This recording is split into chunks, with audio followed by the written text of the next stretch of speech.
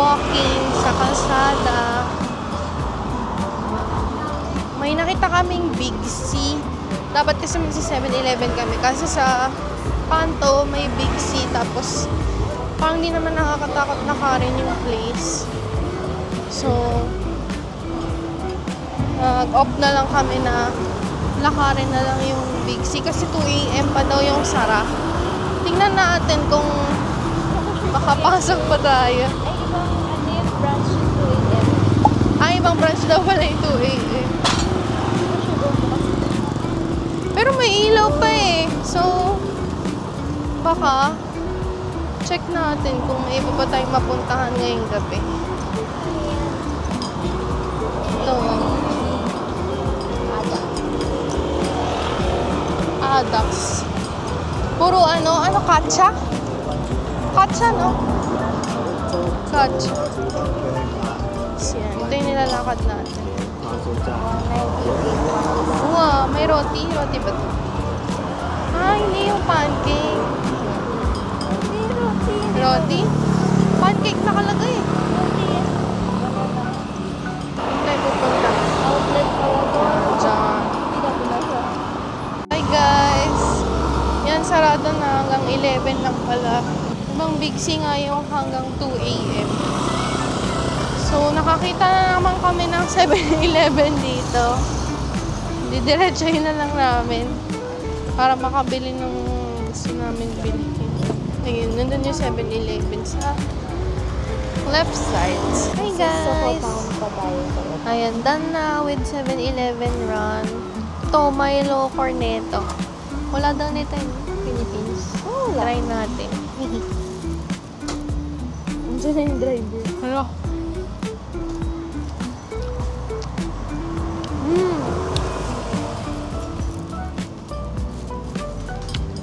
Oh.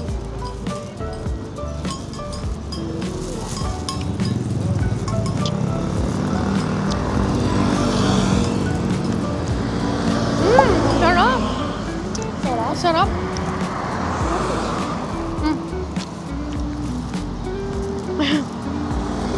Kailangan nakakatanggalin na dito sa'yo. Yung bolt, di naman namin alam na mabilis lang. Dito tayo guys, oh. Ayan, Soho Street Food Market. Sa Soho Town na to. Paglagpas siya nung Central Marina Outlet. Ayan. 329. Ayun.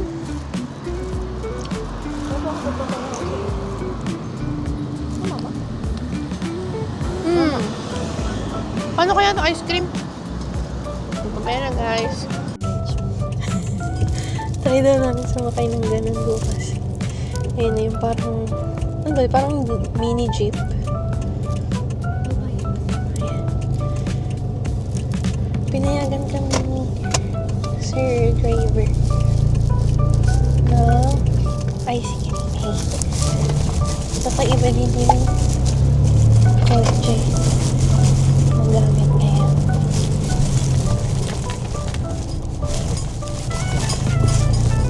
Sarap ng Milo. Cornetto. Lasang Milo talaga siya, no? Parang hindi siya yung... Alam mo yung Milo sa ibang... Yung pag bumili ka ng Milo drink na kulang yung lasa. Kulang yung pagka-Milo. Ito talagang Milo siya. Ayan, kung ano kita pa ako. Pero ayun. Kita na yan. Good morning, everyone! Dito na tayo sa breakfast.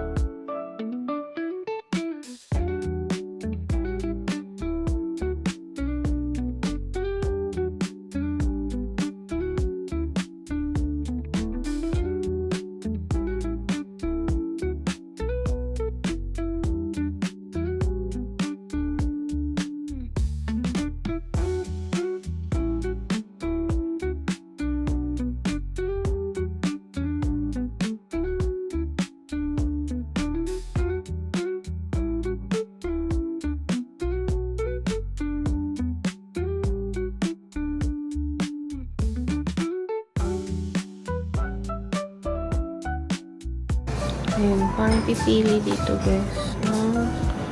For breakfast. Hi guys! Good morning! Lumipat kami ng seat nandito kanina kasi ang araw kasi so medyo mainit siya. Tapos yung menu kanina, dun pinapili kami kung ano yung ipapagawa. Tapos kahit ilan pwede. So, grabe ang sulit na. Kasi parang ilang meals yung pwede mong kunin for breakfast. So, sa mga nagtitipid, pwede ng dito. Brunch na to. Oo. So, sulitin. Hindi lang namin sure kasi dito sa side na to, mayroong buffet. So, hindi namin sure if included ba siya. Or yung sa menu lang na binigay yung included. So, i-ask na lang din siguro namin later. So, yan. Overlooking ulit tayo.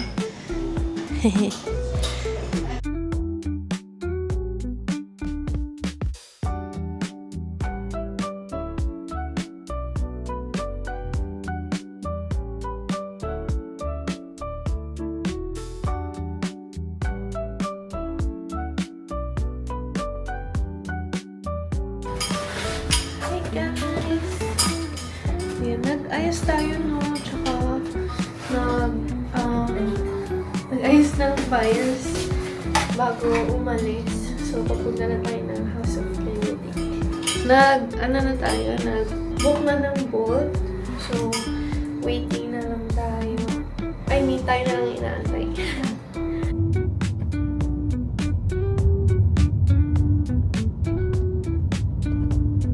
Hi guys! Touchdown! House of Benedict! Ayan, entrance na tayo.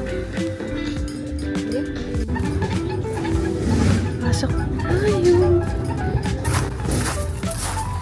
Ayun, taray. Bato-bato siya.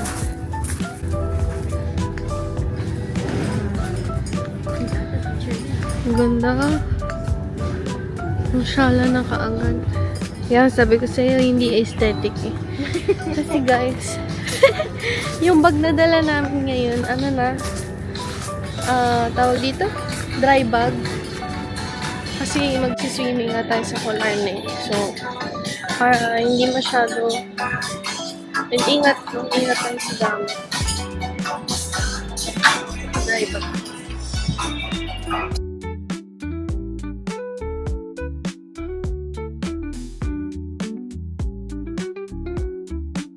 Pag nagbayad dito guys, pwedeng card.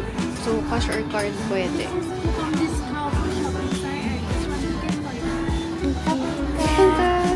Yan, may ganyan siya. May coupon for inside. Tapos, magkano yung fee? From what I know, 100 kapag Thai ka. 200 pag foreign. Ayun, 200 baht guys.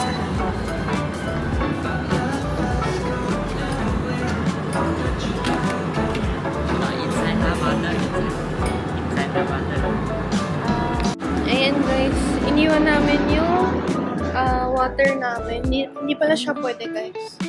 So outside, food and drinks are not allowed. Then bawal din magpalit ng damit. So ayun, kung kagaya namin kayo na nagdala ng water, pwede naman iwanan dun yung water. But, bakit ang lamig? Meron na siyang guys. No? Ang ganda ng House of Benedict.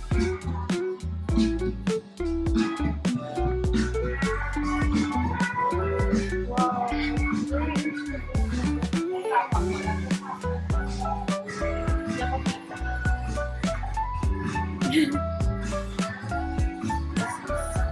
May store dito. Store.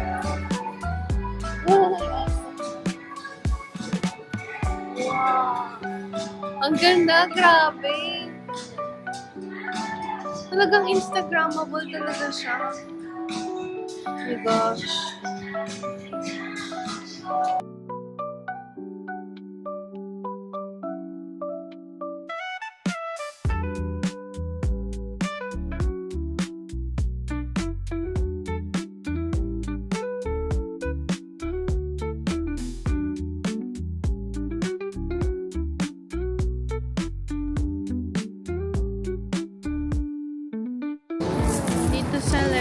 guys. So, I think very iconic, no? Lagi namang may nagbe-picture here. Then my bar. Ang ganda, grabe. Kung talagang gusto mo mag-photoshoot. Ayun. Wow. Especially this one. And then, salamin na ito. Going up, guys. Ang ganda.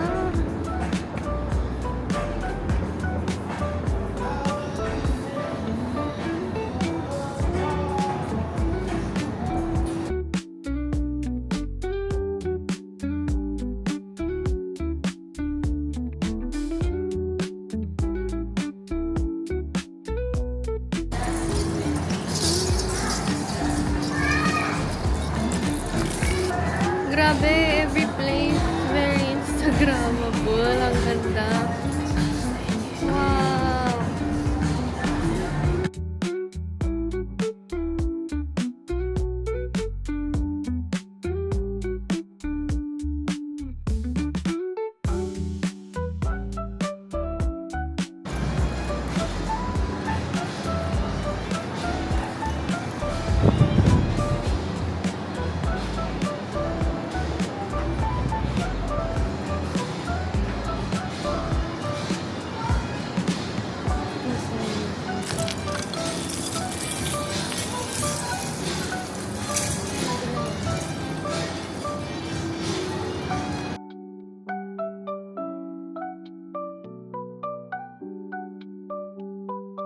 Dito naman tayo sa kabila.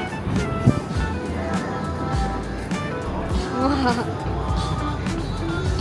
Wow.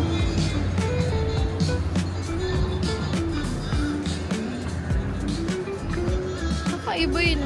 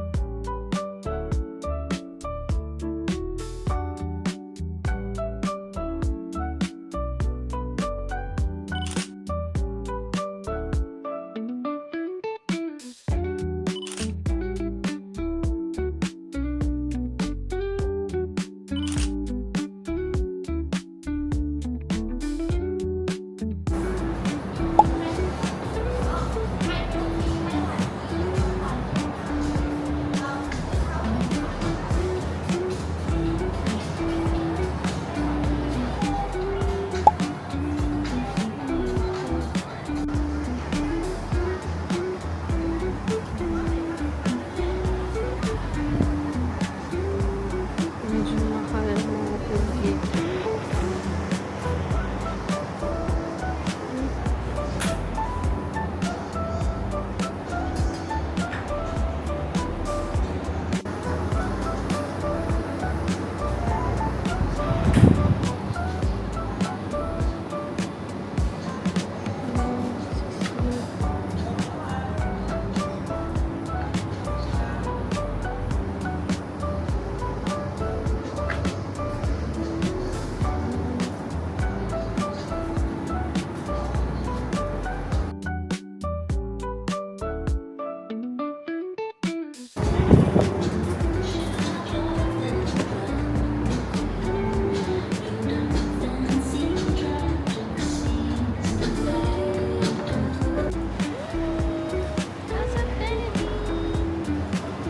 Let's say goodbye na to House of Benedict.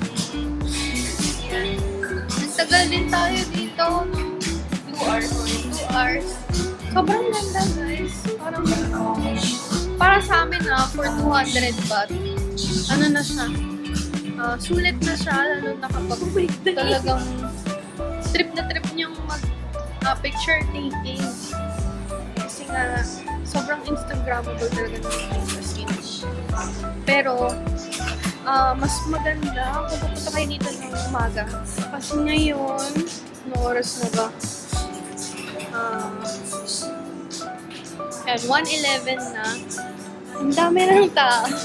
So, syempre, pag madaming tao, mahirap makahanap ng spot na maganda yung picture mo na walang ibang kita. Ayun. So, better if earlier kayo dito para hindi madami yung crowd. And, mag-ready kayo ng fan kasi sobrang init talaga. Though, air-condition yung ibang part ng place. Mostly sa baba lang yung malamig. Yung sa taas na part, hindi siya ganun kalamig. So, ayun, dala kayo ng fan. And, may CR din sila dito. Maganda yung CR nila. So, hindi naman kayo magiging uncomfortable. Ayun. So far, yun lang yung thoughts with House of Benedict. Parang ano talaga siya. Must na puntahan. Ayan. Boat na tayo to Bali High Pier. Papunta ng Polar. And nagstay lang kami sa loob saglit kasi ang init talaga dito sa labas. So, ito na yung boat natin. Hey guys, ayun, nandito na kami sa loob ng boat. So, another thing pala, note, kapag pupunta kayo ng House of Benedict, pricey yung food nila. No? Yun. Nag-video naman ako nung food na available at that today, no, doon. So, makikita niyo yung prices doon. Ang tataas parang nasa 200. Merong 150, pero still, mahal yun guys. Kasi, kaya mo makabili ng pagkain sa labas under 100 baht. Mas mababa pa sa 100 baht na madami. So, medyo hindi ko recommended kumain doon unless okay lang sa inyo gumastos ng malaki, no? And yung milk tea din nila, di ba? Oo, mas okay pumunta ng umaga kasi nga mas less yung init and mas onti yung crowd. Kasi 10 a.m. kanina, di ba? Nung pumunta kami, walang tao. Tapos pagdating ng mga 11, ayun, dumadami na. Tapos mas mahirap na mag-take ng pictures na wala kang kakatch na ibang tao. Then, sa food ulit, yung milk tea nila 100 baht. So guys, sa Chatram yung 45 lang. So ayun, medyo pag nila yun kung willing kayo doon gumastos or not. Pero ayun, mahal yung food. Sa bagay kasi yung 45 sa Chatram, walang boba. Pero, mahal pa din guys. Ang mahal pa din. Ayun, gutom na mahal. Oo, kung gutom kayo, wala kayong magagawa. Mahal talaga siya. Pero, we suggest, ayun, kung may breakfast sa hotel nyo or may madadaanan kayong makakainan, dun muna, kain muna kayo sa labas, huwag na lang doon. Kasi, mahal siya. Ayun. See you later. Bali High Pier tayo. Doon tayo sasakay ng ferry. Papuntang Polar. Hi guys! Ganda! Ganda sa Bali High Pier. Dito tayo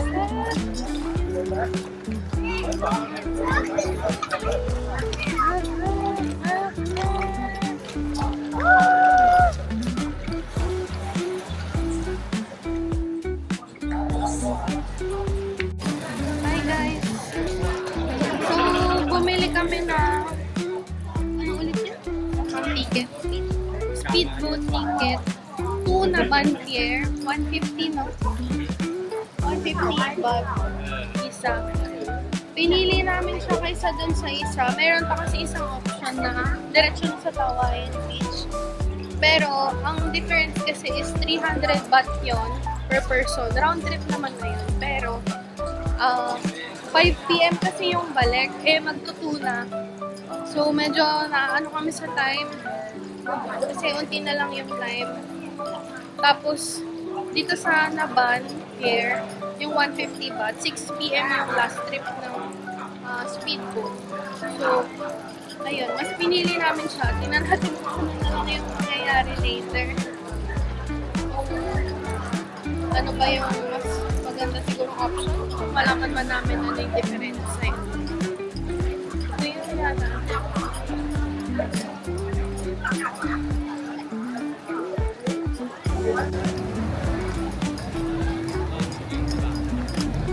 Dito tayo dadaanan, sasakay ng pier. Ito yung pier.